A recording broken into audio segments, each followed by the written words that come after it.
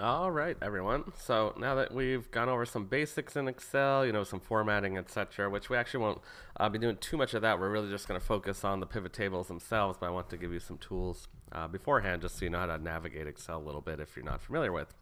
Nonetheless, so in this video, I want to introduce you to sort of the data set we're going to be using. This is real data.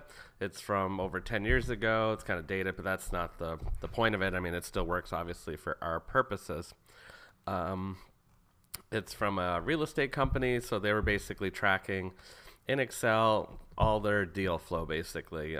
You'll see things like offer status. So this is each individual offer and what the status was, the date, the last name of the person, the date it went pending, STI, etc. So there's quite a bit of information here.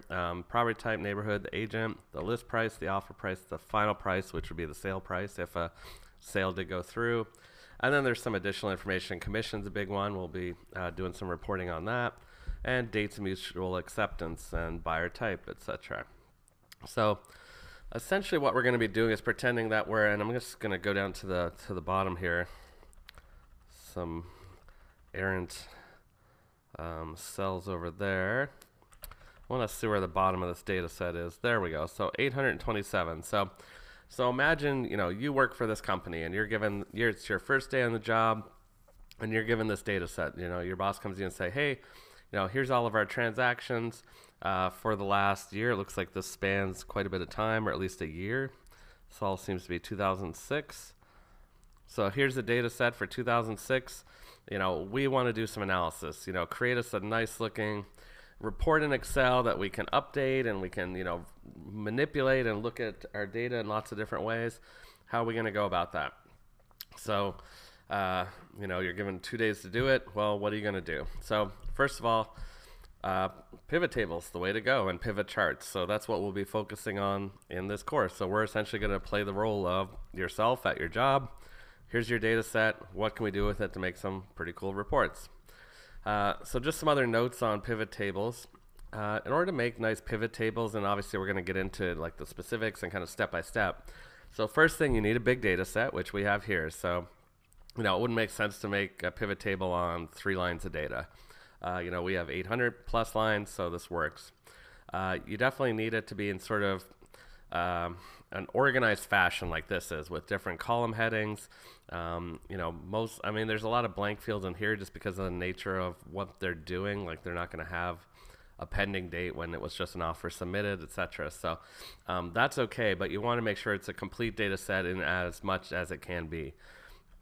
You don't want a lot of blank rows at the bottom, so just going up to the bottom again. So when we select our data to create the pivot table, we're going to make sure it just selects from here upwards.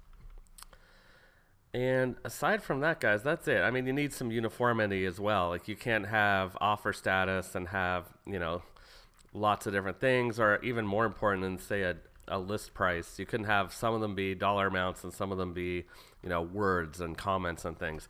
That's not going to come out the best for our pivot table. So you want some uniformity in what is included in the data. So you want clean data, I guess is the best way of saying that. Aside from that, we're good. So what we do when we get to creating our pivot table, we'll start in the next lecture actually doing the pivot table. I just want to introduce you to the data here. We're going to create multiple sheets for our different pivot tables. Each one will sort of be focused on one report where, basically we're just going to a degree, freestyle and figure out, well, what would be important? So our boss hasn't given us any direction. They just said, give us, some cool reports, what would be most useful for us? So they're mainly going to be interested in things obviously related to dollars. So we're probably going to create a commission report by agent. I think that's one that seems to make sense. We also might look at final prices, or maybe even lists. Let's look at list prices, maybe average list price by neighborhood. That might be an interesting report. And I already see some data that's, like this is lowercase, this is uppercase. So it'll be curious, and some don't have it. So I'll be curious to see, yeah, there's a few with blanks. So I'll be curious to see like how it comes out, and we can deal with fixing issues as we go. We're probably not going to do too many reports based on date. Like we're not going to, there's not too much we can calculate. Ultimately when we're doing the pivot table, we're trying to calculate something. So sums, averages, counts. I mean, we could do counts, on different dates, like how many houses closed on in December and January, etc. We could do types of buyer types, and we could do a count on those. So like how many were first time, how many were experienced, and then investors. So we might do a count on that, etc. So we'll come up with some ideas as we go, see how they come out, and if it's actually useful. Like we'll know once we create the report if it seems like it's useful information that we want to present to management.